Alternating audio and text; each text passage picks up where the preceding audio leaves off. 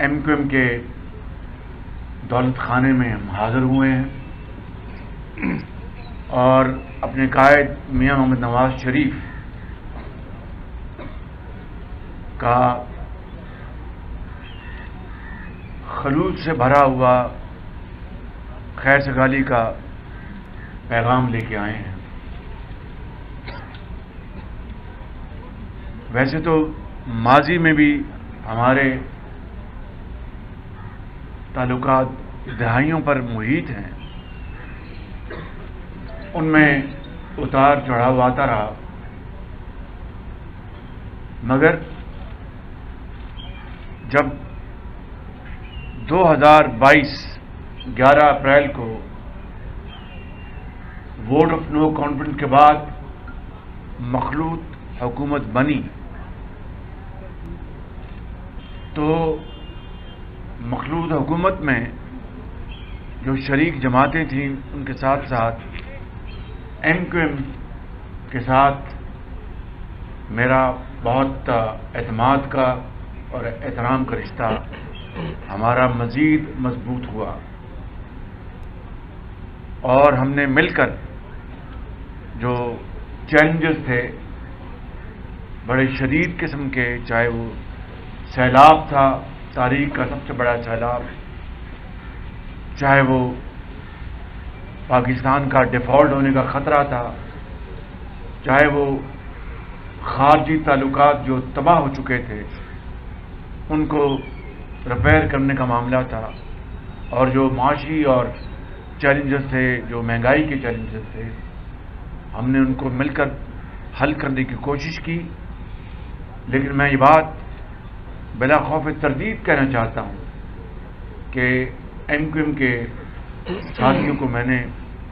انتہائی پرجوش پایا اور معاملات کو طے کرنے میں خلوص دل کے ساتھ ان کی جو تعاون تھا، میں نے پہلے بھی اس کا شکریہ ادا کیا، مگر آج پھر میں یہاں پر پبلکلی اس کا اظہار کرنا چاہتا ہوں۔ میں سمجھتا ہوں کہ اگلا الیکشن یہ فیصلہ کرے گا کہ کیا پاکستان نے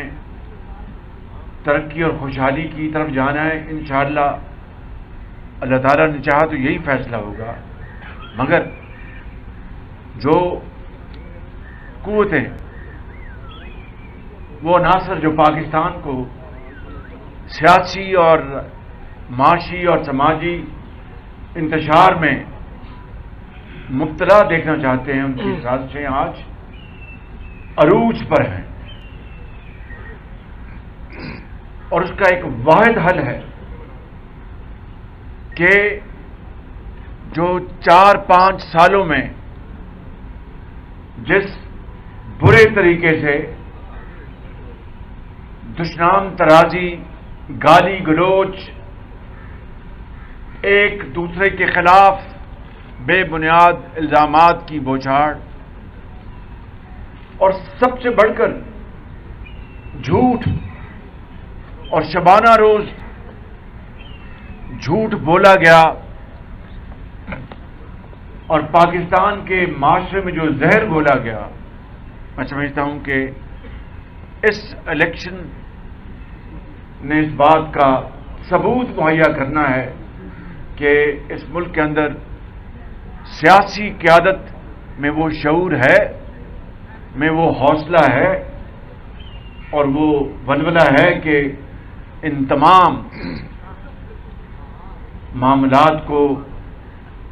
باہمی مشاورت، تعاون اور بھائی چارے کے ساتھ حل کرتے ہوئے اس زہر کا خاتمہ کرے۔ اور یہ زہر ایک دن میں ختم نہیں ہوگا، ایک سال میں ختم نہیں ہوگا، اس کو کئی سال لگ جائیں گے، لیکن ہم نے اس الیکشن کے نتیجے میں اس طرف ہم نے سفر کا آغاز کرنا ہے، ترقی اور خوشحالی کا، امن کا،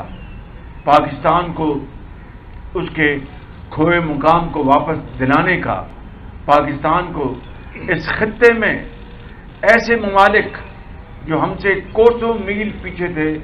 آج ہم سے آگے چلے گئے، ایک بڑا ایک حادثہ ہے، یہ شومی قسمت ہے ہماری۔ لیکن جب قوموں میں اس طرح کے چیلنجز آئیں، اس طرح کے کٹھن مسائل آئیں، چیلنجز آئیں، تو پھر قوم وہی زندہ رہتی ہے جو ایک ہونے کا فیصلہ کرتی ہے، یکجاں دو غالب ہونے کا فیصلہ کرتی ہے، اور یہ دل کی اتھاہ گہرائیوں سے فیصلہ کرتی ہے کہ ہم اپنے اختلافات کو ختم کر کے اس سے بالاتر ہو کر اپنی ذات سے، پسند ناپسند سے، اور ہم اس ملک کے کروڑوں عوام کی خوشنودی، ترقی اور خوشحالی کے لیے ہر چیز وقف کر دیں گے۔ میں سمجھتا ہوں کہ یہی وہ واحد راستہ ہے جو پاکستان کو، اور یہاں پر جس جگہ میں کھڑا ہوں اس شہر میں لاکھوں لوگ ہجرت کر کے آئے اور راستے میں ان کے پیارے شہید ہوئے، ماں اور بہنوں کے آنچل پھٹے، بڑی قیمت ادا کرنی پڑی۔ حضرت قائد نے جو خواب دیکھا تھا، لاکھوں لوگوں نے جام شہادت نوش کیا،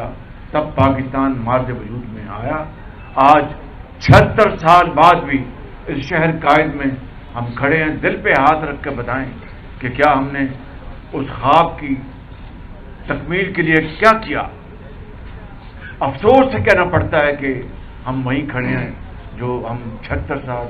دائرے میں گھومتے رہے، لیکن it is never too late. اور میرا ایمان ہے کہ اگر ہم مل کر پاکستان کی تعمیر کے لیے،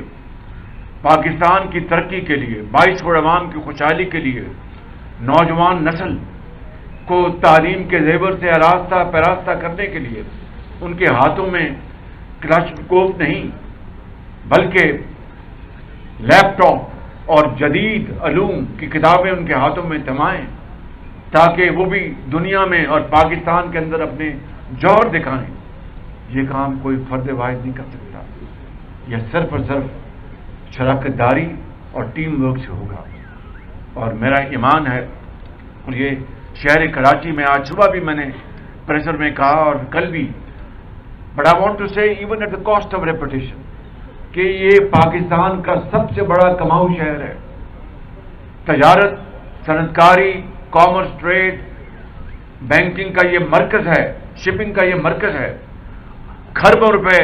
جنریٹ کرتا ہے اور اربوں کھربوں ٹیکس دیتا ہے، لیکن آج بھی یہاں پر ٹینکر مافیا ہے، آج بھی یہاں پر سڑکیں ٹوٹی پھوٹی ہیں، پبلک ٹرانسپورٹ وہ چھکڑا بسیں ہیں جو کہ میرا خیال ہے کہ دور افتادہ علاقوں میں بھی شاید ایسی اس سے بہتر بسیں چلتی ہوں گی۔ میں کسی کے اوپر یہاں پر الزام تراشی کرنے نہیں آیا، کہنا یہ چاہتا ہوں کہ اس شہر کو اس کا حق ملنا چاہیے، اور اس کے لیے ہم سب مل کر، جتنے بھی اسٹیک ہولڈرز ہیں، مل کر کام کریں گے تو انشاءاللہ نہ صرف شہر قائد بلکہ